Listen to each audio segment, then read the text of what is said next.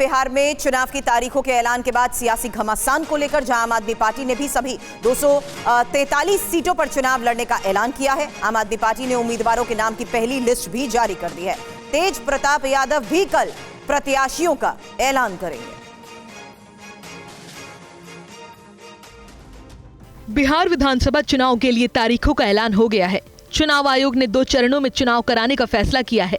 चुनावी तारीखों के ऐलान के बाद सियासी हलचल बढ़ गई। केंद्रीय गृह मंत्री अमित शाह ने सोशल मीडिया एक्स पर लिखा है कि मोदी जी के नेतृत्व में एनडीए सरकार ने बिहार को जंगल राज से निकालकर विकास और सुशासन की नई दिशा दी है। बिहार हर क्षेत्र में ऐतिहासिक बदलाव का साक्षी बन रहा है। उन्होंने कहा कि मुझे पूर्ण विश्वास है कि बिहार की जनता इस बार भी विकास की राजनीति को चुनेगी। वहीं तेजस्वी यादव ने कहा कि इस बार बिहार में महागठबंधन की सरकार बनेगी। कि महागठबंधन की सरकार बने और महागठबंधन की सरकार बनेगी और हम सब मिल करके बिहार के साथ लोगों के साथ सरकार बनाएंगे। और जब तेजस्वी मुख्यमंत्री बनेगा तो कोई बिहार में ऐसा घर नहीं होगा जहां बेरोजगार हमारे भाई बहनें रहेंगे। तेजस्वी आएगा। जनसुराज पार्टी के संस्थापक प्रशांत किशोर ने कहा है कि ये तारीखों का ऐलान नहीं हुआ है, ये बदलाव का ऐलान हुआ है। लोग के लिए और बिहार के जनमानस के लिए चुनाव के तारीखों का ऐलान नहीं हुआ है। उनके राजनीतिक 30-35 साल से चल रहे राजनीतिक बंधुआ मजदूरी के खात्मे के डेट का ऐलान हुआ है। बिहार में बदलाव के डेट का ऐलान हुआ है। बिहार में एक नई शुरुआत का ऐलान हुआ है। राज्य की कुल 243 सीटों पर 2 चरणों में वोटिंग होगी। पहले चरण में 6 नवंबर को 121 सीटों पर मतदान होगा। दूसरे चरण की वोटिंग 11 नवंबर को है, जिसमें बची हुई 122 सीटें शामिल हैं। नतीजों की घोषणा 14 नवंबर को होगी, यानी बिहार में छठ पर्व के बाद इस बार वोट डाले जाएंगे।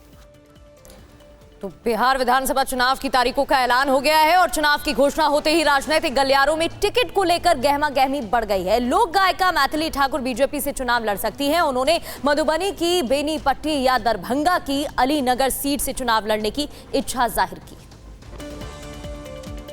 आप बिहार से इस बार चुनाव लड़ने जा रही हैं, क्या कहेंगे? अभी मैं 2 दिन बाद इस चीज की पूरी पुष्टि होगी और पूरा खुलासा होगा कि क्या कैसे होने वाला है, क्योंकि मैं भी अभी आधे मूड में हूँ।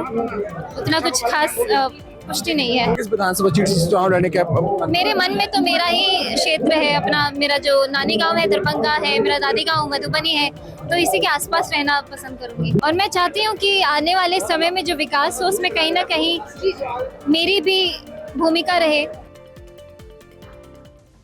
और यूपी के आजमगढ़ में बीजेपी के 2 युवा नेताओं के बीच जमकर मारपीट हुई। पुलिस ने दोनों गुटों को थाने में बुलाया, समझाने की कोशिश की, लेकिन इस दौरान भी भिड़ंत हो गई।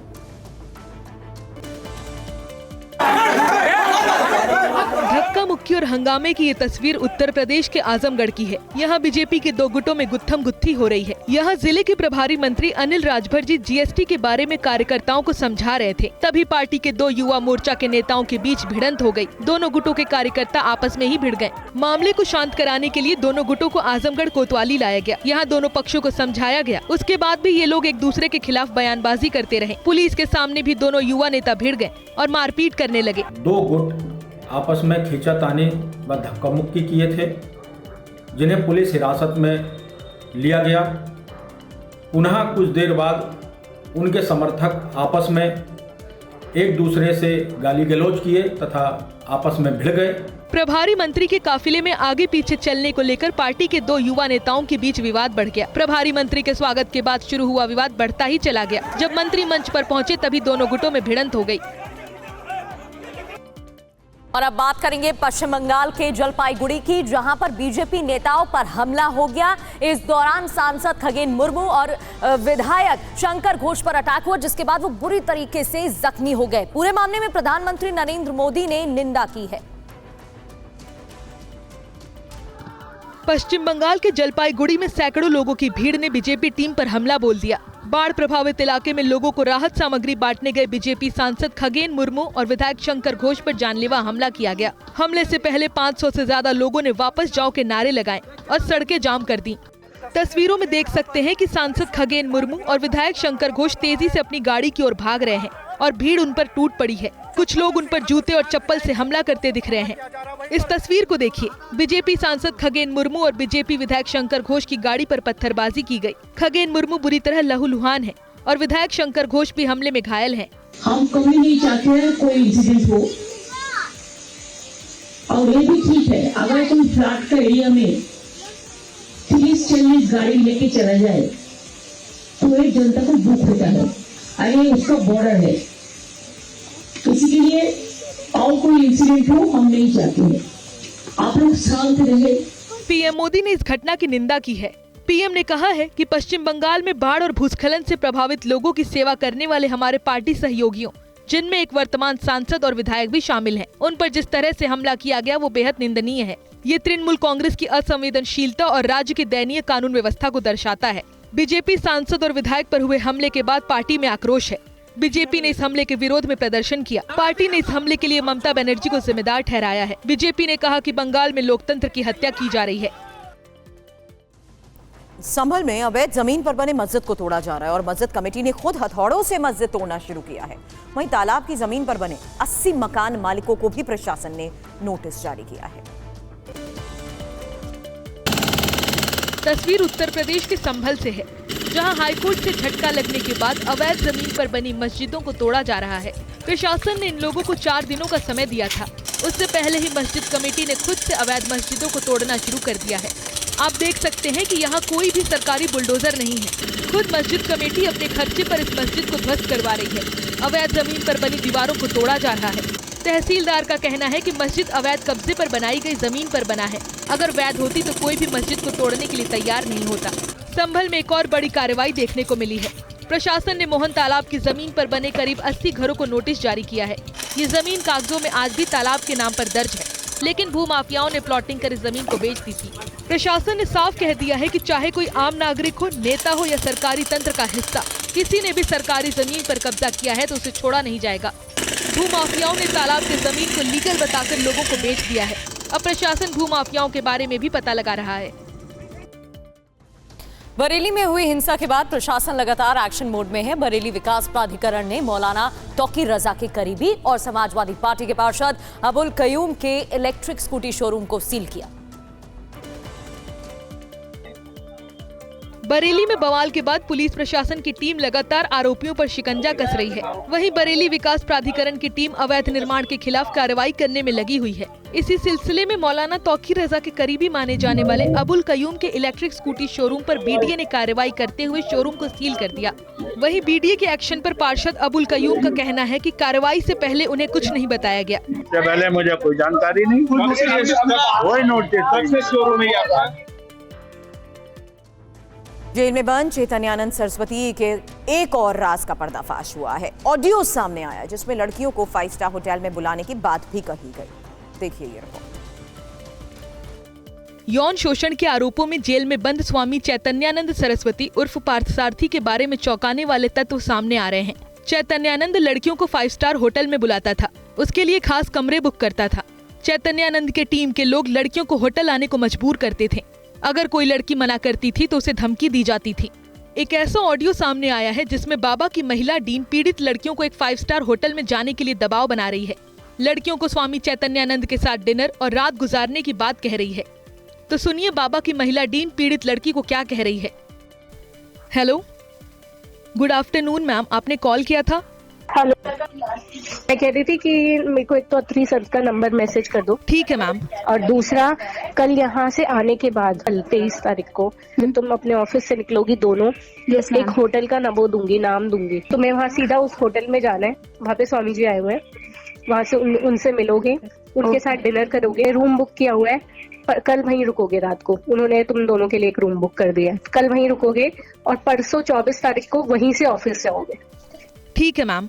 ठीक है, तो मुझे अपने कपड़े लेके जाना, कल जब ऑफिस के लिए निकलो तो मुझे अत्री सर का नंबर मैसेज कर दो। तो आपने सुना, महिला डीन लड़कियों को कहां और किसके पास जाने के लिए कह रही थी। उसके बाद जब ये लड़कियां उस महिला डीन को होटल जाने में असमर्थता व्यक्त करती हैं और महिला वाली समस्या बताती है, तो वो रूम खाली करवाने की धमकी देती है। वो कहती है कि अगर तुम आने से मना करोगी तो तुम्हारे कमरे की बुकिंग कैंसिल कर दी जाएगी। केंद्रीय वाणिज्य और उद्योग मंत्री पीयूष गोयल 2 दिवसीय दौरे पर कतर की राजधानी दोहा में हैं। इस दौरान उन्होंने भारतीय दूतावास में प्रधानमंत्री नरेंद्र मोदी की पहल के तहत एक पेड़ मां के नाम लगाया। रिपोर्ट देखिए। केंद्रीय मंत्री पीयूष गोयल ने भारतीय दूतावास में महात्मा गांधी की प्रतिमा पर श्रद्धा सुमन अर्पित किए। इसके साथ ही पीएम मोदी की पहल के तहत एक पेड़ मां के नाम लगाया। प्रधानमंत्री जी ने जो जलवायु परिवर्तन, जो विश्व की एक सबसे गंभीर समस्या के रूप में उभर रही है, उसमें जो ये पहल की है और विश्व भर में जो इसकी पहचान और इसकी स्वीकृति बढ़ रही है, मुझे पूरा विश्वास है ये ग्लोबल मिशन के रूप में एक पेड़ मां के नाम बढ़ेगा, लोग अपनाएंगे। और जयपुर के एसएमएस हॉस्पिटल अग्निकांड मामले में सरकार ने एक्शन लिया। मामले में हॉस्पिटल अधीक्षक, ट्रॉमा सेंटर इंचार्ज को हटाया गया। जयपुर के एसएमएस अस्पताल में आग की वजह से 8 लोगों की मौत पर सरकार ने एक्शन लिया है। एसएमएस हॉस्पिटल के अधीक्षक और ट्रॉमा सेंटर इंचार्ज को हटा दिया है। प्रशासन ने एक्सीएन को भी निलंबित किया है। फायर सेफ्टी कंपनी पर एफआईआर दर्ज कराने के आदेश दिए हैं। इस घटना की जांच के लिए 6 सदस्यीय कमेटी का गठन किया गया है। इस घटना को लेकर मृतक के परिजनों में गुस्सा है। परिजनों ने अस्पताल पर कई आरोप लगाए हैं। उनका कहना है कि जिस स्टोर में आग लगी थी उसमें ताला लगा हुआ था। वहां मौजूद हॉस्पिटल के स्टाफ को कई बार इसके बारे में बताया गया, बावजूद इसके किसी ने इसे गंभीरता से नहीं लिया। और एमपी के छिंदवाड़ा में कफ सिरप से बच्चों की मौत मामले में सीएम मोहन यादव ने ड्रग कंट्रोलर और 3 अधिकारियों को सस्पेंड कर दिया है। वहीं आईएमए ने डॉक्टर प्रवीण सोनी की रिहाई नहीं होने पर अनिश्चितकालीन हड़ताल की धमकी दी है। छिंदवाड़ा में जहरीले कफ सिरप कोल्ड ड्रिप से 14 बच्चों की मौतों के बाद से सरकार का एक्शन जारी है। राज्य के मुख्यमंत्री मोहन यादव ने कड़ी कार्रवाई करते हुए राज्य के ड्रग कंट्रोलर दिनेश कुमार मौर्य को पद से हटा दिया है। ये एक्शन लापरवाही और निगरानी की कमी को लेकर लिया गया। छिंदवाड़ा में बच्चों की मौत के मामले में गिरफ्तार शिशु रोग विशेषज्ञ डॉक्टर प्रवीण सोनी की गिरफ्तारी पर आईएमए ने विरोध जताया है। डॉक्टरों ने साफ कहा है कि अगर प्रवीण सोनी को रिहा नहीं किया जाता है तो वो अनिश्चितकालीन हड़ताल पर चले जाएंगे। अगर 24 घंटे के बाद में as per rule, legal rule से अगर वो रिहा नहीं करते हैं तो फिर हम अनिश्चितकालीन के लिए हड़ताल। वहीं जहरीली कफ सिरप कोल्ड ड्रिप की बिक्री का रिकॉर्ड नहीं देने पर गिरफ्तार डॉक्टर प्रवीण सोनी के मेडिकल स्टोर्स का लाइसेंस रद्द कर दिया गया है। स्वास्थ्य विभाग ने दुकान को सील कर दिया है। इसके साथ ही छिंदवाड़ा के 4 अन्य मेडिकल स्टोर्स पर ताला लगा दिया गया है। छिंदवाड़ा जिले में बच्चों की मौत के बाद दूसरे जिलों में भी हड़कंप मचा हुआ है। छिंदवाड़ा के बाद बालाघाट में भी स्वास्थ्य विभाग की टीम एक्शन मोड में नजर आ रही है। जिले में संचालित मेडिकल स्टोर्स और थोक दवा दुकानों पर टीम ने अचानक दबिश दी। सीएमएचओ और औषधि निरीक्षक की संयुक्त टीम ने दवाओं के सैंपल लिए और दस्तावेजों की जांच की। जांच अधिकारी ने कहा कि जिस सिरप को पीने से बच्चों की मौत हुई है वो दुकानों में नहीं है, लेकिन उस कंपनी की अन्य दवा और सिरप के सैंपल लिए गए हैं, जिसे भोपाल की लैब में भेजा जाएगा।